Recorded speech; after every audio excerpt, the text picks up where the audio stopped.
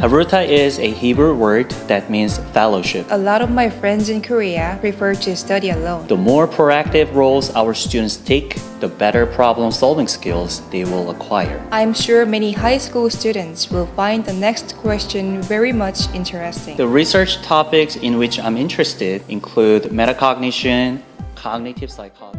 Hello everyone, my name is Dr. Pyung-ho Kim and I'm an assistant professor of Department of Educational Psychology at Seoul Women's University. Thank you, first of all, for making a visit to our channel. Since your time is extremely valuable, we promise that we will provide contents that you will find beneficial and meaningful in a timely fashion. And this is Soyun. Soyun, could you tell everybody a little bit about yourself? Sure. My name is Soyun Yang and I'm a sophomore at Seoul Women's University, majoring in educational psychology. So you will be my interviewer today, right? Yeah. Okay, that's great. Now, I'd like to hear from you. Could you briefly introduce yourself other than your affiliation? Yes, I've received my master's and doctoral degrees from Teachers College, Columbia University in New York. And it's been more than 7 years since I started teaching here in Korea. Some courses I teach include educational psychology, cognitive psychology, theories of brain-based education, learning psychology, and motivation in learning, both in graduate and undergraduate levels. The list of courses you just mentioned sound pretty fascinating. I'm particularly interested in taking motivation in learning. Yeah, that course is available when you advance to a junior year.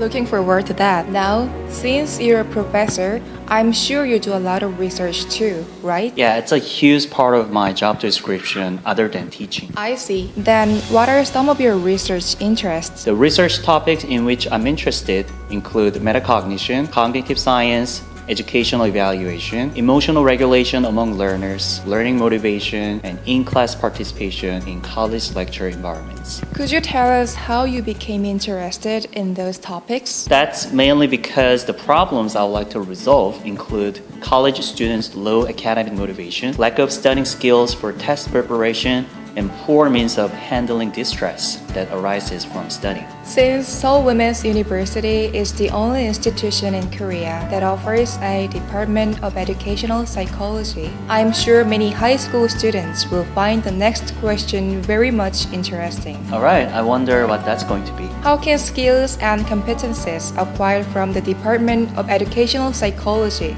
help students in the future? That's a good question. I would like to emphasize our mission first for that. The Department of Educational Psychology attempts to foster individuals who can analyze educational phenomena in both school settings and social institutions using knowledge and theoretical systems of psychology. Our graduates will be able to contribute to improvement of quality as well as effectiveness of educational activities on the field to which they will advance. That's outstanding. When I was in high school, my teachers usually gave us many problems and made us solve them, whether we found it important or not. On the other hand, the learning experience at the Department of Educational Psychology was completely different. Well, yes, I personally believe that the first step to resolve a problem is to define one. Our students are well capable of defining an educational or social problem, suggesting various methods of resolutions, and applying them for a better result. The more proactive roles our students take, the better problem-solving skills they will acquire. Also, I heard that professors at the Department of Educational Psychology spend considerable time advising students. Yeah, that's one of the greatest assets we have here. It's remarkable. Now, what topics are usually discussed during student advising? During the COVID-19 years, which were 2020 and 2021, students appeared to be stressed, demotivated, and even depressed.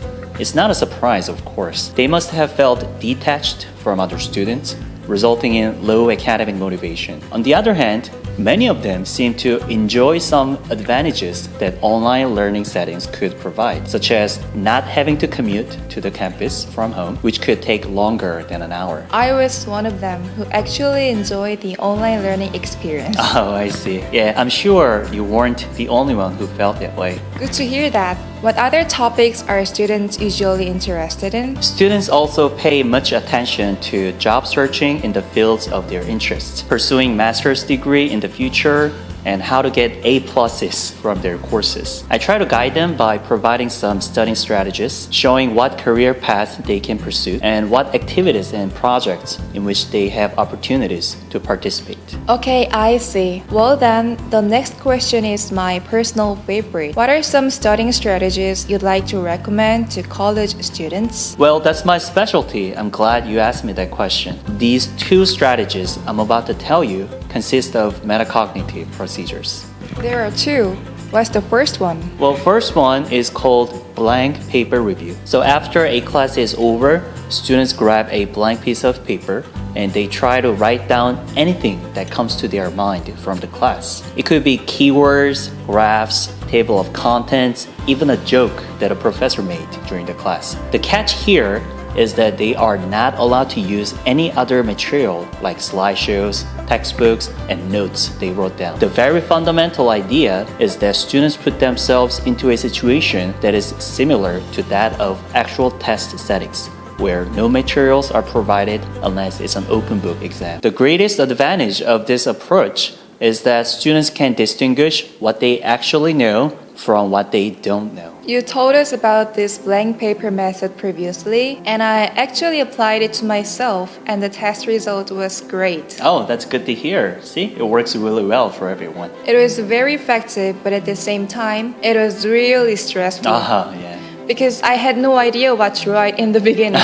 Yeah, that's kind of a side effect for the good results. But I recommend it to all the other students, regardless of their majors. And what's the other strategy? Second is called Havruta learning. Havruta is a Hebrew word that means fellowship. It's a unique Jewish method in which two or more partners struggle to understand given information and discuss how to apply it to a wider perspective. Instead of studying alone, by implementing this method, students can expand their knowledge and better contain the reviewed contents in their long-term memories. That's an unusual way of studying because a lot of my friends in Korea prefer to study alone. Okay, here's the last question for today's interview. Oh, last one already? Yes,